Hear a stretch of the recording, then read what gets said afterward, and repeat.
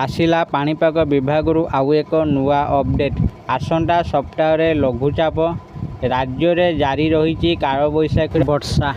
आज आम जानिबा आज केउं सबु जिले में कालबैशाखीर प्रभाव रहिबो आसंतु जानिबा एही वीडियो माध्यम रे। तेणु वीडियो को आरंभ करने पूर्वर आपण समस्त को अनुरोध जो मैंने एपर्यंत आम चैनल को सब्सक्राइब करना आपण मैंने एबे ही आम चैनल को सब्सक्राइब करूँ आउ ए वीडियो को बहुत मात्रा लाइक शेयर कमेंट करूँ। तेज चलतु डेरी न करके आज वीडियो को आरंभ करवा।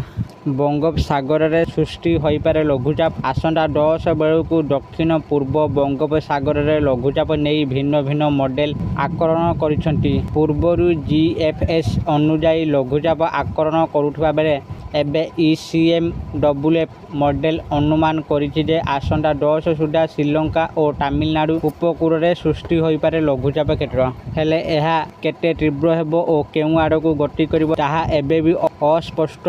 वर्तमान केंद्रीय भारत में एक ट्राप लाइन रही जहाँ प्रभाव में राज्यर कालबैशाखी जनित वर्षा लगी रही। मात्र 11 तारिख बेलू यही ट्राप लाइन दुर्बल हेले यापर लघुचाप क्षेत्रटी केउं दिगक जीव ताहा स्पष्ट हेबो।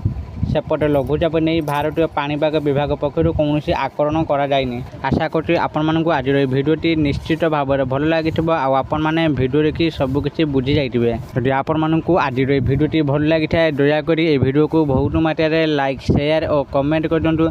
आउ जो मैंने एपर्यंत आम चैनल को सब्सक्राइब करना आपण मानक अनुरोध आपण मैंने एबे ही आम चैनल को सब्सक्राइब कर दिंतु। आज ये फोन देखा आउ एक नुआ भिडियो सेते पर्यंत मु दीपू आपण मानक विदाय नौची रहुची। धन्यवाद।